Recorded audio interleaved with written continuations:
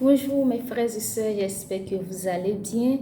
Ce matin, par la grâce de Dieu, nous allons partager un verset tiré de Actes 2, le verset 1 qui dit « Le jour de la Pentecôte, ils étaient tous réunis dans le même lieu. » Bien-aimés, nous savons tous que hier a marqué l'ascension, c'est-à-dire la montée de Jésus au ciel, là où Jésus fut enlevé et tout.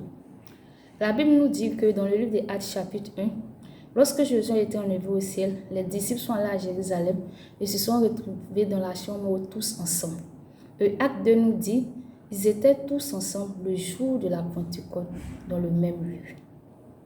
Bien-aimés, Jésus avant d'être enlevé ou Jésus avant sa montée a laissé des instructions aux disciples. Ils ont suivi ces instructions à la lettre. Ils se sont réunis dans la chambre haute pendant 10 jours. Et le 10e jour, le Saint-Esprit est arrivé, est descendu sur eux comme des langues de feu. L'Éternel nous donne des promesses. L'Éternel nous donne des révélations. L'Éternel nous dit ceci, nous dit cela. Mais est-ce que nous avons l'attitude des apôtres qui étaient ensemble et dans le même lieu? Lorsqu'on te donne peut-être une parole, une révélation, on te dit fais comme ceci, fais comme cela. Toi, tu prends la parole et tu te promets, tu t'en fous.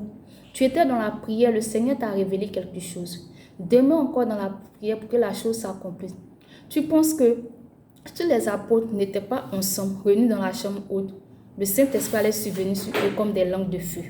La Bible va plus loin, disait que ce jour-là, Paul a prêché et 3000 hommes se sont convertis.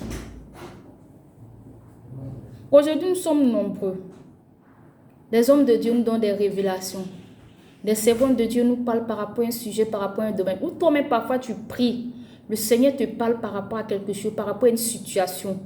Peut-être par rapport à ta propre situation, la situation de ta famille, d'un membre de ta famille, d'un collègue et tout, un ami. Le Seigneur te dit, voici comment il faut faire. Mais nous sortons, nous laissons les orientations que le Seigneur nous donne. Et nous sommes étonnés de voir que 1 mois, 2 mois, 3 ans, 10 ans, 20 ans, que la promesse de l'Éternel ne s'accomplit pas dans notre vie. Parfois même nous mourons sans que cette promesse ne s'accomplisse. Faisons très très attention. La prophétie de l'Éternel s'accomplit. Habakkuk dit que même si elle tarde, elle s'accomplira. Mais pour qu'elle s'accomplisse, il faudrait que tu sois dans la vision que l'Éternel t'a donnée. Il faudrait que tu restes dans les dispositions que l'Éternel t'a données. On voit aujourd'hui, dimanche, nous allons tous chanter le Saint-Esprit là, le Saint-Esprit est descendu. Mais qu'est-ce que les apôtres ont fait? Ils étaient dans la chambre haute pendant 10 jours, en train de prier, gêner, persévérer. Croire en cette parole pour dire, ah, Jésus, notre maître avant de partir, nous a dit, le Saint-Esprit va venir, il ne sera pas orphelin. Mais toi, quand on te donne, tu manges, c'est fini. Ou bien la parole, tu entends ça de l'oreille gauche, ça sort par l'oreille droite. Tu désespères. Tu n'espères même plus. Tu commences à douter. Est-ce que ce qu'on m'a dit là même c'est vrai? Est-ce que ce que le Seigneur m'a dit là même c'est vrai? Ils n'ont pas douté. Ils ont suivi seulement les instructions de Jésus. Aujourd'hui, le Saint-Esprit est descendu sur eux. Comme des langues de feu. Donc, bien-aimé dans le Seigneur, lorsqu'on te donne une promesse, on te donne une parole pour vivre, persévère, reste dans la présence de Dieu. En quelque sorte, lorsqu'ils étaient dans la chambre haute réunis ensemble, ils étaient dans la présence de Dieu. Tu ne peux pas sortir de la présence de Dieu. Tu ne peux pas quitter la présence de Dieu et puis vouloir voir la promesse de Dieu se réaliser dans ta vie. C'est vraiment impossible. Voilà pourquoi certaines prophéties tardent dans notre vie. Pas parce que le Seigneur n'a pas envie de l'accomplir. Pas parce que le temps kairos de la prophétie ou de la promesse n'est pas arrivé, mais c'est là arrivé. Je vais vous dire, le temps kairos du Saint-Esprit est arrivé. Vous pensez que si les apôtres étaient dispersés là, la période où le Saint-Esprit allait descendre sur eux comme des langues de feu. Faisons très très attention.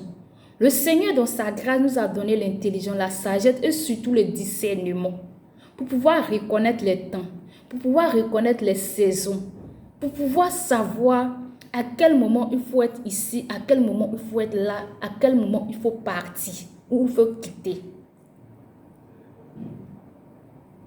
C'est comme je prends un exemple banal. On te dit, bon, tu vas voyager peut-être cette année, le Seigneur t'ouvre une porte, tu iras en France. Ok. Parce que tu as fait peut-être quelque chose, tu iras en France.